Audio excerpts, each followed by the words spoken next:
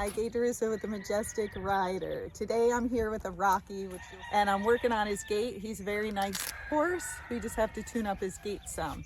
Many of the Rockies can foxtrot, and people don't know that they are foxtrotting, so I'll show you that too. It's a nice gait, and if you like it, that's great, but it will have a soft bounce to it. The Rockies are known for what they call a single foot, a racking gait. We call it a Rocky gait. It's 4 beats.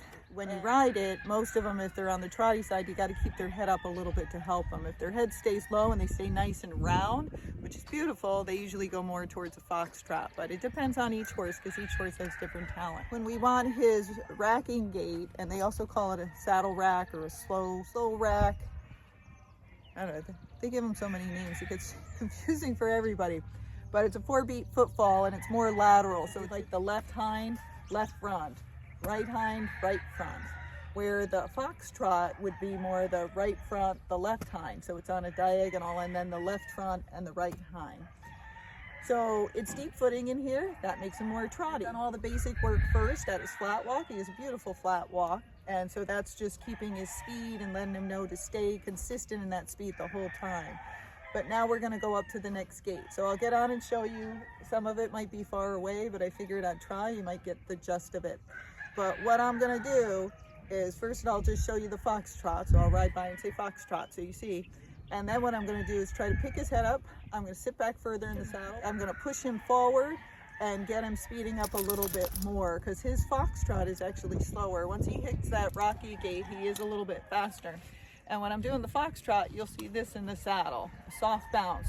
When I'm doing the rack, you're gonna see this, where I'm kind of going side to side, or you'll see a little wiggle in the saddle. So that's the way you'll know the difference. But I figured I'd show you now before I get his gait really tuned up, and then he doesn't do it anymore.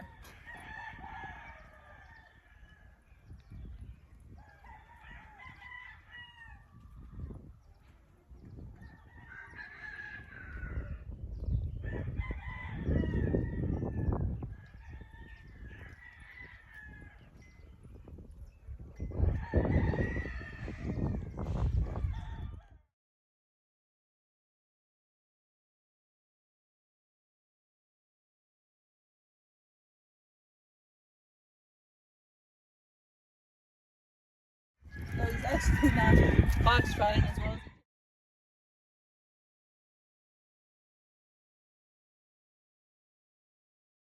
doing it. So I'm just going to go on to his Rocky gait. Now watch how I position my body back a little bit further, bring his head up. I don't round him out, I invert him a little bit. And then I'll be going around the whole arena.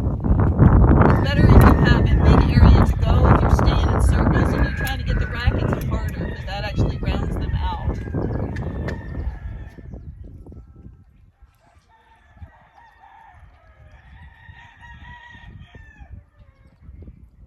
Doing a whole bunch of things that are bad.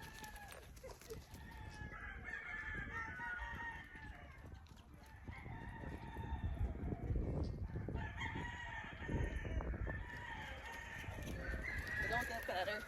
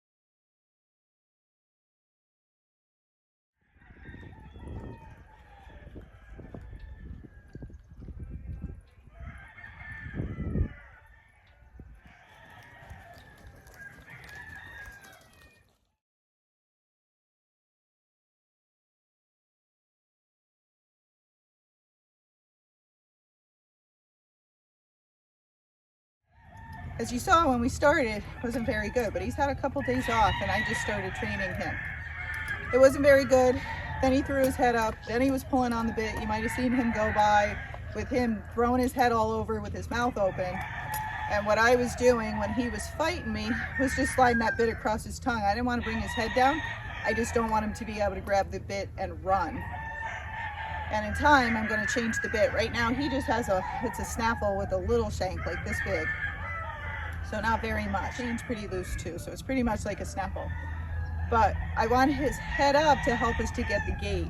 So there will be times where it's good gait and it's bad gait. And what you don't see on the video is some of the times I stopped when he was gaiting well to let him know that was the right thing. Now he's breathing pretty hard right now because one, he's out of shape. That's normal when they come in.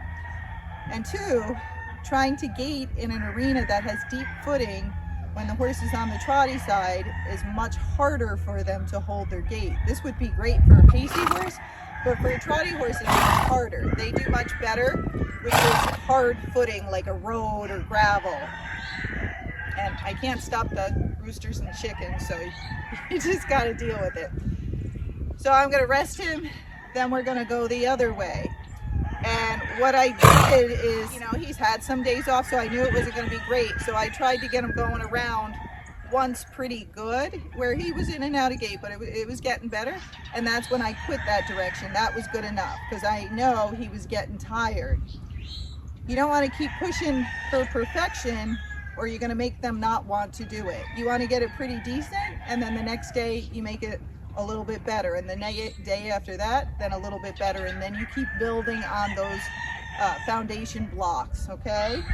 But for having a couple of days off and not, you know, knowing which gait to do for me, I think he did pretty well, and it's only going to get better. And remember, I'm going to sit back, I lift his head up, I kind of hit him with my legs. If that doesn't work, sometimes I touch him a little bit with my spurs. And you should feel their back end come down a little bit, their head should come up a little bit, and then you should feel a little side to side motion. But again, in the beginning, if your horse doesn't know how to do it, it might not be very good, but don't give up, keep trying it, because sometimes it'll be horrible, like him running by really bad and throwing his head, and then the next time around or 2 times around after that, they're quite good.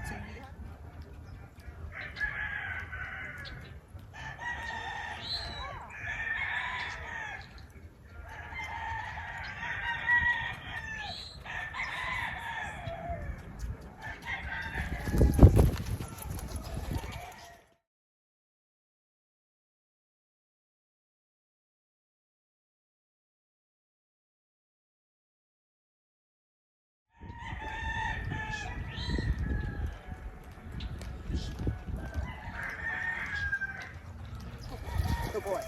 Okay. The other thing, some of these Rockies, it's nice, they like to canter, right? Because some are on the trotty side, so instead of gaiting fast, they fall into that canter, or you get a gaitalope where they're half cantering and half gaiting. You want that gait to get faster over time, you can't let them do that. It's fine when they're tired and you're out on the trail, but when you're practicing the gait, if they're cantering, just say, ah, ah, ah. Give them a signal, slide the bit, or do something annoying when they do it. They'll associate, hey, when I do that, it annoys her, she does something annoying back, so I'm not going to do that anymore. But if you let them keep cantering, they're just going to keep cantering, and your gait will never get faster or better.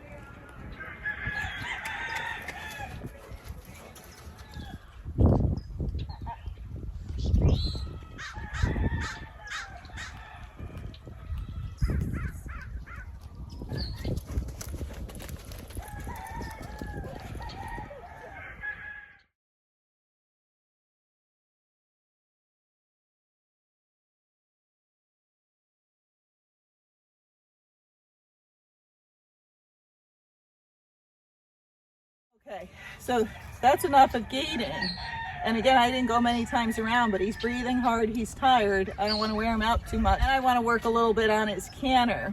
And he has a decent canter when he's on his own, but sometimes he swaps that lead behind because he's not used to holding it around the turns. And some of these horses, even though they're trotty, when they're running around, they can get lateral, which is more towards the pacey side. And then when they lose their balance cantering, they swap that back lead, which is called cross-firing or cross-cantering. And they do that because it makes it more lateral, which makes them feel more balanced. So we have to teach them what to do with that back end. Nothing is usually wrong with the horse. Occasionally it is, but most of the time it's just the gaited horse being more lateral. So I practice cantering him in circles without me on his back on the lunge line, and I'm making small circles because if it's big circles, I can't control him well enough to help him. So I'm going to keep him in a small circle. I'm going to half halt, shift my weight to the outside, say the word canter, and then apply my outside leg. If he doesn't canter off, then I'm going to touch him a little bit with that spur on that side. Once he canters, if he slows down, I'm going to squeeze with both legs to keep him going, and I might push a little bit with my seat. All I'm trying to do is get a couple canter steps around the circle, staying on the correct lead. So if he swaps leads, I'm going to bring him back to a walk at the canter again. If he stays on the correct canter lead and I get a couple of steps, 2 to 4 steps, I'm going to stop and give him a break as a reward, so he learns that's the correct thing. Okay.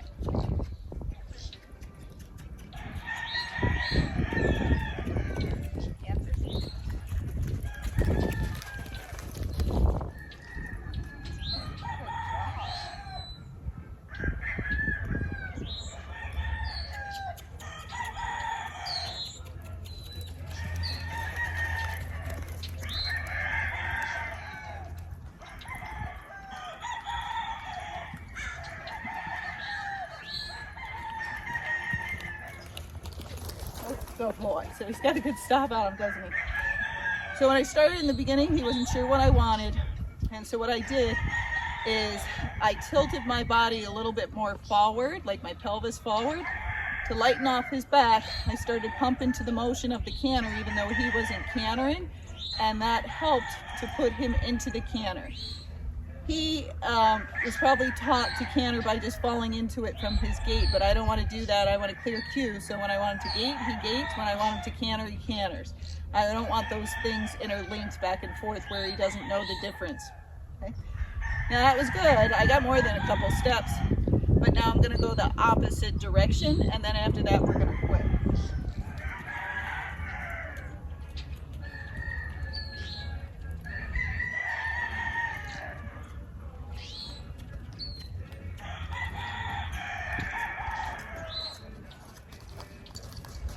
Good job. So he's kind of half cantering. He's very tired. So I understand why. So I'm not pushing it real hard, but he got like 5 steps, you know, not great, but good enough for the time being from what he's doing. Oh, I also use the word canter. So when I half halt, shift my weight to the outside and apply my leg, and then with him, I'm leaning a little forward and shoving at him slightly with my seat. I say the word canter because I want him to know when I say that word canter that he's just supposed to go into the canter.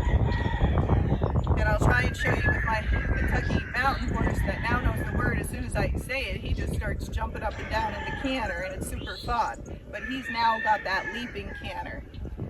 This one, he has a nice canter. It's not so up and down yet, but you know, he's young. He's only 6, and he's got to get conditioned and practice it for him to get that canter if we want that. Okay, so before he falls asleep and thinks he's done, I'm going to ask for the canter one more time.